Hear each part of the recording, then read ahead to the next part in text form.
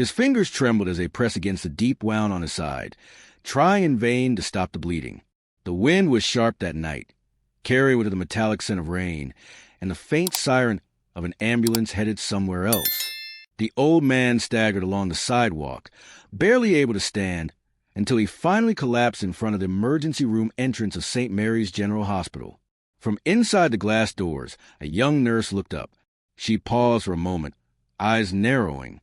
The man's clothes were ragged and stained, his boots worn beyond recognition, his beard unkempt. His face, however, was calm, too calm for someone in such a condition. A security guard approached the doors, hesitated, then muttered, "Probably just another drunk." He didn't open the door. The man groaned, barely conscious, and rolled to the side. In his right hand, something metallic clinked faintly beneath his jacket, but no one noticed. Minutes passed.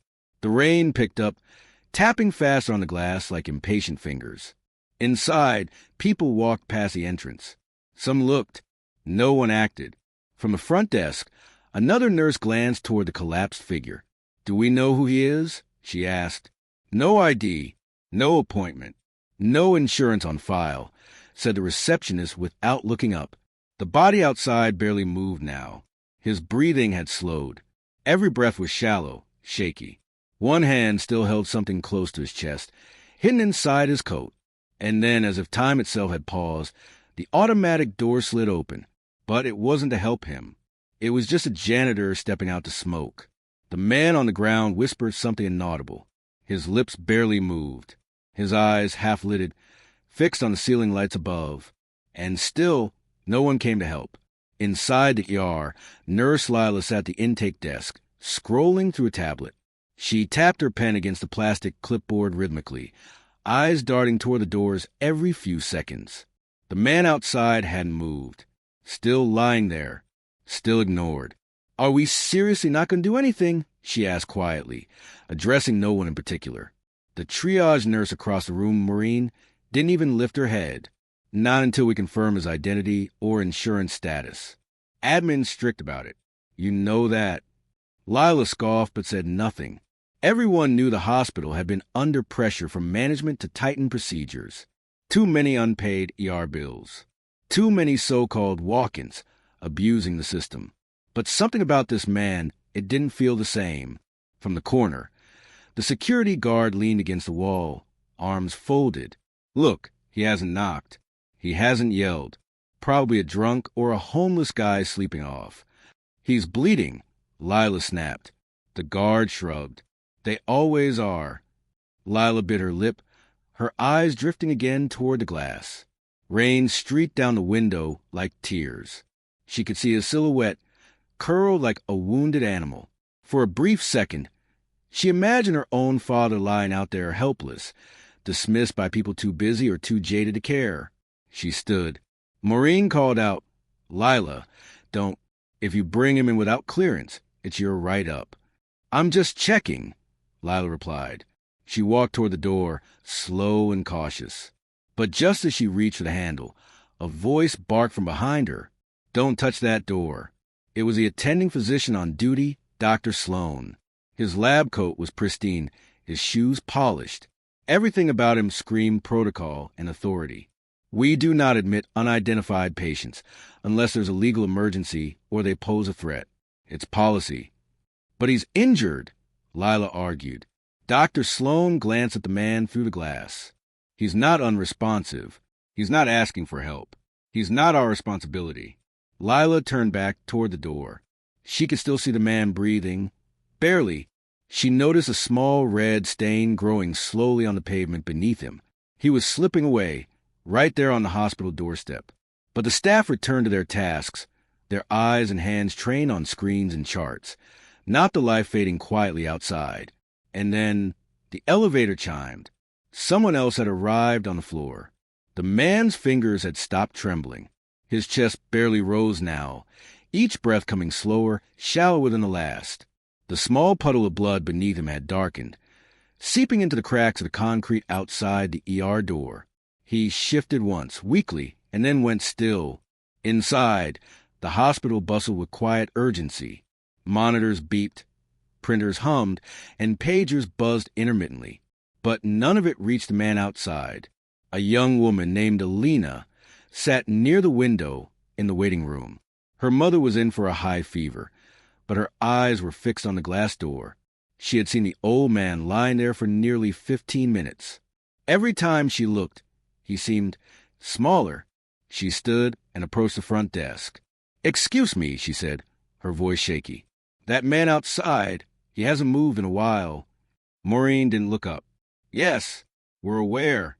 But what if he's dying?" The nurse's voice was flat. "We cannot admit someone without proper intake procedures.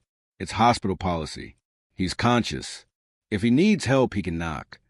"He might not be able to knock anymore," Alina whispered. From across the room, Dr. Sloan turned his head. "Miss, we appreciate your concern, but we have other patients right now. People inside this hospital who follow procedure." Alina's face flushed red. "And what happens when he dies on your doorstep?" Silence followed her question. A man in a business suit looked up from his phone. A pregnant woman in the corner shifted in her seat. But no one spoke. Outside, a gust of wind rustled the old man's coat. His hand twitched briefly, then dropped limp to the ground. Lila watched from her station, heart pounding. Every instinct told her this was wrong. She opened a messaging app on her screen and typed quickly, "Unidentified male outside ER. Serious condition. Nobody helping. Can someone higher up intervene?" She hesitated a moment, then hit send. Not to hospital administration, but to someone she hadn't messaged in over a year. Dr. Evan. The elevator doors opened with a soft chime, and Dr. Evan Myers stepped out, pulling a stethoscope from around his neck and slipping it into his coat pocket. He had just finished rounds in the ICU upstairs when he saw the message from Lila. He didn't usually respond to pings from the ER unless it was urgent, but something about her words, "nobody helping," made his chest tighten. In his years as a trauma physician, he had seen more than enough people die alone. He wouldn't let another one pass without a fight. Lila spotted him immediately and rushed over. "Dr. Myers," she whispered, tugging gently at his sleeve. "He's still outside. I think he's fading fast." Evan walked with her toward the glass doors. As they approached, he slowed. His eyes locked onto the figure curled up under the glow of the fluorescent lights just beyond the entrance. The man was motionless now, except for a faint shudder in his chest. "He hasn't spoken. No ID. Admin says we can't bring him in," Lila explained quickly. "But something feels off." Dr. Myers didn't answer. He watched the old man closely, eyes narrowing as if trying to pierce through the grime and blood to see the soul beneath it. "Open the door," he said. "But I'll take responsibility." Without another word, Evan stepped out into the rain. The cold hit him immediately, but he ignored it. He knelt beside the man, examining his wound with quick but gentle hands. The bleeding hadn't stopped. His pulse was weak, thready and slow. "Sir, can you hear me?" Evan asked, leaning close. The man's lips moved faintly. A whisper, barely audible. "Save them." "Who?" Evan asked, confused. The man's hand tightened briefly around something inside his coat, then went slack. Evan reached inside the coat to check for internal bleeding. And that's when he felt it. Something metal. Cold. Flat. He pulled it out slowly. A pair of dog tags. They swung gently in the breeze, glinting under the pale parking lot lights. Evan froze. His eyes scanned the engraved name and widened. "Get a gurney," he barked. "Now!" Lila ran. Inside the hospital, heads turned, but Dr. Evan wasn't looking at anyone else. He knelt there in the rain, holding the man's lifeless hand and staring at the name on the tag, and his world began to collapse into memory. The stretcher arrived in seconds, wheels squeaking against the wet pavement as Lila and another orderly pushed it through the sliding doors. Dr. Evan didn't waste time. With practiced movements, he guided the man's limp body onto the gurney, keeping the dog tags in his hand the entire time. "Get him into Trauma Bay 2, Evan ordered. "Alert surgical team on standby. Page radiology for a fast-track CT scan. And bring me a full blood panel stat." The urgency in his voice was unmistakable. Nurses and orderlies who had been idle now moved with purpose, swept up in the momentum he created. Inside the ER, Dr. Sloan stood still, confused by the sudden change in protocol. "Wait, who gave clearance to bring him in?" he demanded. "I did," Evan said sharply as he pushed the gurney through the hallway. "This man is critical. He doesn't have identification. He has this." Evan held up the dog tags like a badge of honor. Sloan blinked. "So?" "He's ex-military." Evan stopped, turned toward him, and said with a steady voice, "He's not just ex-military. He's Sergeant Harold M. Green." There was a beat of silence. The name meant nothing to anyone else in the room. But to Evan, it echoed like thunder. He turned back to the hallway and pushed forward. As the trauma team assembled, he began barking instructions for lines, vitals, pain management, all while his mind drifted back to a battlefield a world away. He remembered dirt and fire, screams and dust, the smell of blood. He remembered being 23 and pinned under twisted metal. And he remembered the arms that had dragged him to safety. Strong, sure, relentless. Those arms belonged to Sergeant Harold Green. Evan clenched his jaw. Now it was his turn. Inside Trauma Bay 2, the team moved fast. Clothes were cut away. The bleeding source was identified. His blood pressure was dangerously low. Oxygen was administered. The machines began beeping in rhythm. Evan placed the dog tags on the table beside the patient's head and whispered, "You saved me once, Sergeant. I won't let this world discard you like they did tonight." As the monitors flickered and the first syringe pierced his vein, Harold's fingers twitched. Just slightly, but Evan saw it. The atmosphere in Trauma Bay 2 was electric with urgency. Nurses moved around the room with sharp focus, adjusting monitors, inserting IVs, reading vitals aloud. Evan's gloves were already stained with blood as he inspected the source of the abdominal wound. There was significant internal bleeding. Time was collapsing. Harold's body, pale and bruised, barely reacted to the invasive procedures. But then something shifted. As Evan adjusted the angle of his patient's arm for another line, he heard a soft metallic clink. He looked down. A small object had slipped from the old man's left hand and fallen to the floor beside the gurney. Evan reached down and picked it up. It was a second dog tag, different from the one he had seen earlier. It was older, more worn. On its back was an engraving, Green Harold, blood type O+, no religious pref. He turned it over, and there, etched faintly on the other side, was something else. "Save them before you save yourself." Evan stared at the inscription. His hand tightened around the tag. This wasn't just a military ID. It was a reminder, a code, a belief system that had defined the man lying unconscious before him. Evan didn't know whether it was from Harold himself or given to him by someone else, but echoed too deeply in his mind. A nurse interrupted his thoughts. BP's dropping again. 70/40. Push fluids. Increase oxygen to 15 liters. Prepare to intubate, Evan ordered. The team responded instantly. As the second dog tag was placed beside the first, Evan found himself staring again at the name. Harold Green, a ghost from his past. A man he hadn't seen since the dust-filled night, when he had been pulled from under that wreckage. The memory was now too vivid to ignore. He remembered the heat, the screaming, his own panic. The moment Harold picked him up and ran across an active combat zone with bullets cracking through the air, and how Harold had thrown him onto a stretcher before disappearing back into the smoke. They'd never seen each other again. Until now. Harold's eyes fluttered. Just for a moment, his lips moved, no sound coming out. Evan leaned close. The old man exhaled faintly, and then his voice, raw and broken, whispered, "They didn't see me, but you did." Then silence. The machines beeped frantically. Evan stood straight, jaw clenched. He turned to the nurse. "Get the oar prepped. We're taking him up. I'm not losing him." The elevator door slid open with a jolt as Evan and the trauma team wheeled Harold's stretcher toward the operating room. The hallway lights above flickered past them one by one, casting shadows across Harold's pale face. His blood pressure continued to drop.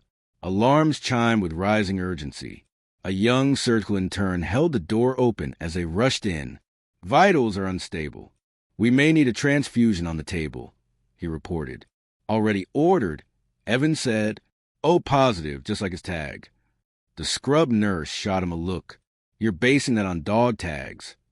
"I trust those tags more than our lagging lab system," Evan replied sharply. "Start prepping him."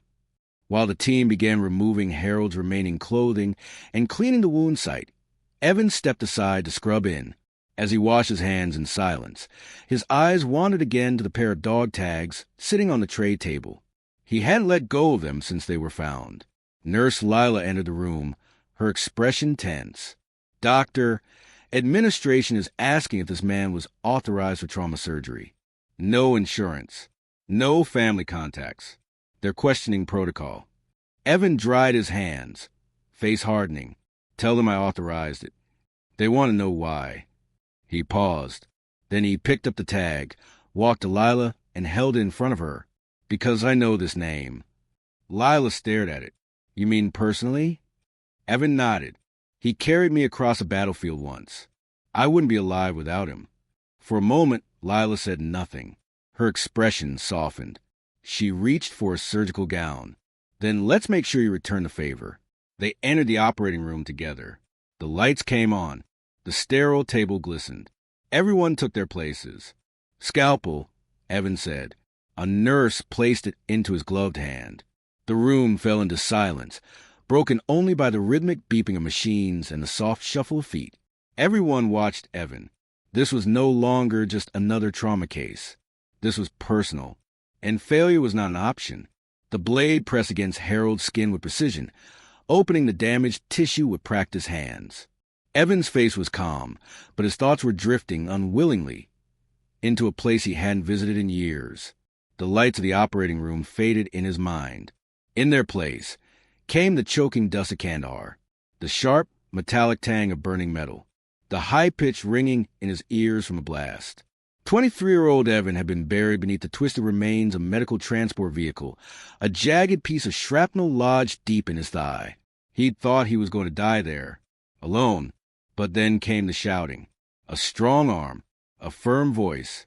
"You're not dying today, son. Not on my watch." That voice had pulled him from the haze. That grip had lifted him like he weighed nothing. Harold Green. The sergeant had carried him, limping, bleeding, nearly unconscious, through enemy fire, ignoring the gunshots that tore through the sand around them. His hands never once loosened. Even as the air whistled with chaos, even as explosions lit the sky behind him, Harold kept running, kept shouting, "Stay awake, Doc. Just a little more." Evan blinked hard, forcing the memory away as he guided the clamp around Harold's ruptured artery. "Clamp in," he said. The nurse passed it wordlessly. His team could sense it now. This wasn't just another surgery. The room had a quiet reverence, like a chapel. As Evan worked, he whispered under his breath, "You didn't let go of me back then. I won't let go of you now." The blood flow stabilized. Pressure returned, though faint. The color in Harold's face shifted, if only slightly. But the damage was deeper than they thought. "He's got more bleeding near the liver," one of the surgical assistants said. "We go in," Evan replied without hesitation. Another memory flashed. Harold tossing Evan onto the back of a Humvee, his own arm soaked in blood, refusing treatment until Evan was safe. Now the roles had reversed. Evan leaned in closer, voice steady. "Hang in there, Sergeant." Outside the operating room, the hospital continued its usual rhythm. Administrators still argued about protocol. Sloan still paced in quiet disapproval. But inside this room, it was war again. Only this time, Evan was the one pulling someone from the edge. The steady hum of machines filled the operating room, each beep, and were underscoring the urgency in Evan's hands. Blood pressure was dropping again, 60/30. The anesthesiologist looked over the monitors and gave a tight nod to Evan. "He's fading." "Not yet," Evan said sharply. The wound near the liver had been worse than expected. Deep, jagged, and dangerously close to the hepatic artery. Every second they spent inside increased the risk of irreversible shock. But every shortcut meant losing him. And Evan had no intention of letting Sergeant Harold Green go without a fight. Suction. More gauze. Push 2 more units of blood. Evan instructed, sweat gathering on his forehead beneath his cap. Clamp ready. The team moved without hesitation, hands working in unison. In the corner, Nurse Lila kept glancing at the dog tags on the tray, as if they were sacred relics. It was more than just a name now. Everyone in the room felt it. This wasn't just about saving a life. It was about honoring one. Evan's fingers trembled slightly as he guided the clamp around the fragile artery. He blocked out everything else. The ticking clock, the hospital's bureaucratic noise, even his own fatigue. In his mind, he was back in the field, cradled in Harold's arms as they sprinted through death. He remembered the dust in his lungs, the smell of blood, the sounds of chaos muffled by his own heartbeat, and Harold's voice, "You don't leave anyone behind." It echoed now, louder than the alarms. "Scissors," Evan said. He moved with care. The wound was closing. The worst of the bleeding had been stopped. But Harold's heartbeat had dropped to 30 beats per minute. "Come on," Evan muttered. Suddenly, the line on the heart monitor wavered. "Flat. No pulse," the anesthesiologist called out. "Start compressions," Evan ordered. "Charging defib, 300 joules." The paddles were passed. Evan took them himself, placed them firmly on Harold's chest. Clear. The jolt lit Harold's body upward, then dropped back down. The line stayed flat. Again. Clear. Another surge. A pause. Then, just for a breath, a flicker on the screen. Evan froze. "Is that?" A slow, weak blip. Then another. And another. The heartbeat returned. The room exhaled as one. Evan looked down at Harold, bruised and broken, but alive. He placed his gloved hand on the man's shoulder and whispered, "I told you I wouldn't let go." The heart monitor steadied, its rhythmic beeping echoing like a victory drum through the operating room. Not loud, not strong, but consistent. A heartbeat fighting its way back. Dr. Evans stood still for a moment, his gloved hand suspended above Harold's chest, watching the fragile life he had just pulled back from the edge. He let out a slow breath he didn't realize he had been holding.